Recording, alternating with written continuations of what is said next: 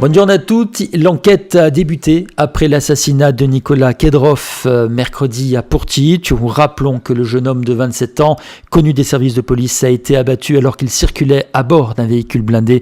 Il a été pris pour cible à l'arme lourde, non loin du domaine Le Réel où le jeune homme a été abattu. Les enquêteurs ont retrouvé un véhicule incendié. Et puis hier vers 15h, un accident a eu lieu sur le chantier de l'Aldiland à Bastille au niveau de la jetée du Dragon. Un engin de chantier s'est retourné et un ouvrier de 21 ans ayant été blessé sérieusement puisqu'il souffre d'une fracture du fémur.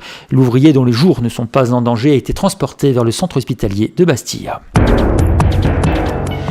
Le Conseil économique, social, environnemental et culturel de Corse, le CESEC, s'est réuni ce mardi en séance plénière à Bastille.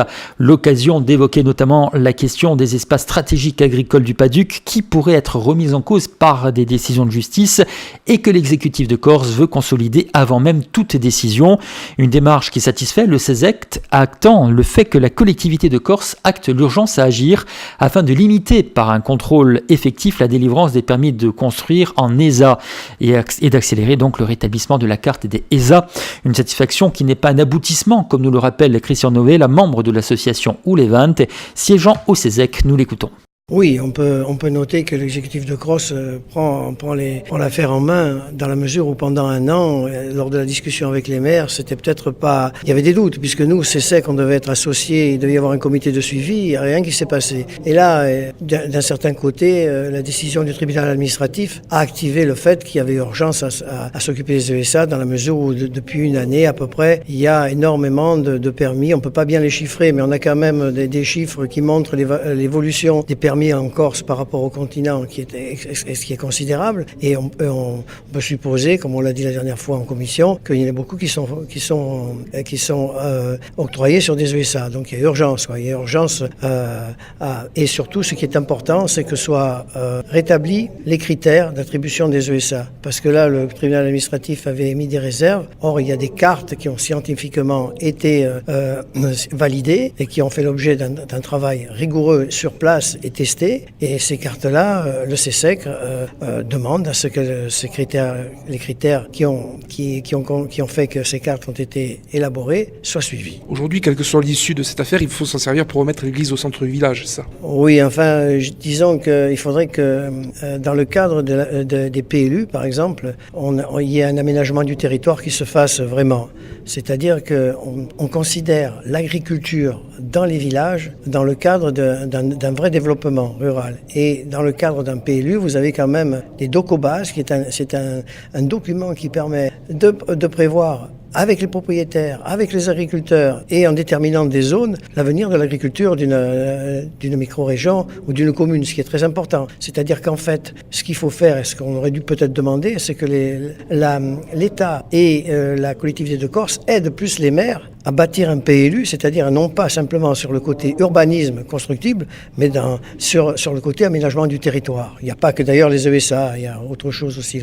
En fait, il y a une cohérence avec tous les éléments du Paduc. Voilà, c'est-à-dire que le Paduc, le Paduc, contrairement à ce qu'on pense, ce qu'on dit, si vous voulez, il n'y a pas de contraintes. Ce sont des orientations. Les ESA, on peut les compenser, on peut les déplacer dans ce Paduc. Il rappelle les lois, il rappelle la loi montagne, la loi littorale, etc. Et il ne fait que ça. Et ensuite, aux maires, dans le cadre de l'élaboration des documents d'urbanisme, à aménager leur territoire. Le problème, c'est que j'ai l'impression que depuis que la loi Allure a mis les Paducs à l'ordre du jour, les maires demandent à des cabinets d'études et finalement, on dirait qu'ils se sentent piégés alors qu'ils ont une capacité à organiser leur territoire qui est quand même énorme. Voilà, simplement, il faudrait qu'ils en soient persuadés. En fin de semaine dernière, l'association LGBTI L'Arcou s'est lancée à Bastille, une association pour fédérer les bonnes volontés qui ne compte pas se substituer à d'autres associations existantes, comme le Refuge.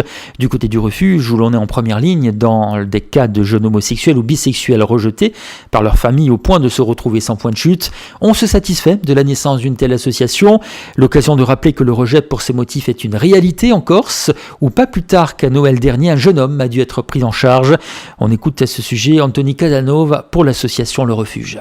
Exactement, c'est avec fierté que le Refuge, qui est une association nationale, participe à la création de cette association portée par les Corses, portée par des gens d'ici qui ont envie de visibilité, qui ont envie de s'exprimer, de parler de leurs problèmes, de leurs discriminations et de leur envie de vivre heureux et de s'aimer librement. Il n'est pas question de diaboliser la Corse, juste de dire qu'il y a autant d'homophobie qu'ailleurs, pas plus, pas moins. Alors, il est hors de question de diaboliser la Corse. La Corse n'est pas un territoire perdu dans l'univers. Nous vivons comme tout territoire en Europe occidentale, dans un pays démocratique et libre. Nous sommes évidemment en train d'évoluer, ça se passe de mieux en mieux, mais il y a des problèmes et maintenant nous avons tous le courage de partout de les dénoncer et de les prendre à bras-le-corps. Du côté du Refuge, vous avez évoqué un exemple en fin d'année dernière qui a été difficile à gérer.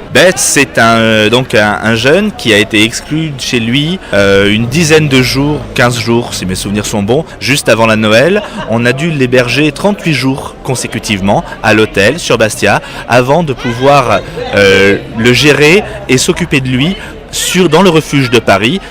On en est là où le Refuge, donc, des fois, prend des jeunes dans d'autres structures, sort des jeunes de Corse, et nous, notre but, c'est que ça n'arrive plus jamais. Les jeunes qui grandissent en Corse doivent pouvoir y rester s'ils le souhaitent, et non pas fuir la Corse sous la haine. Ce soir, au Théâtre de Bastia, on a vu beaucoup de monde, de tous les âges. Est-ce que c'est un succès presque inattendu ? Allez, c'est un succès, ça fait plaisir qu'il y ait eu du monde, ça fait plaisir que des personnalités soient venues, que nous ayons reçu des messages comme par exemple de Félicia Vitti, la réalisatrice, que nous soyons soutenus parce que je pense que bien que peu de gens aient fait la démarche auparavant, tout le monde savait qu'il fallait la faire et en venant ici, c'est on va dire notre première Gay Pride. Il s'agissait d'Anthony Casanova pour l'association Le Refuge. On se quitte avec les prévisions météo.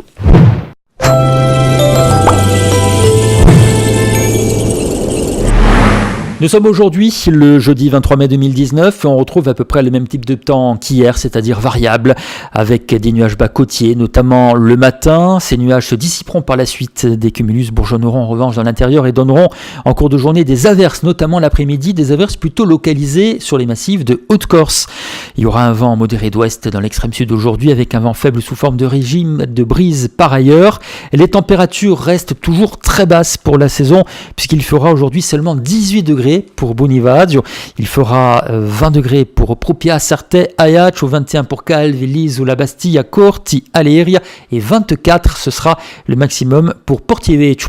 Sachez que le temps va évoluer dans les prochains jours et la pluie reviendra vraiment à partir de samedi, au moins jusqu'à lundi. Autant dire que c'est un week-end pourri encore une fois qui nous attend sur la Corse. Voilà ce qu'on peut dire sur l'actualité ce matin sur Radio Alta Frequenza.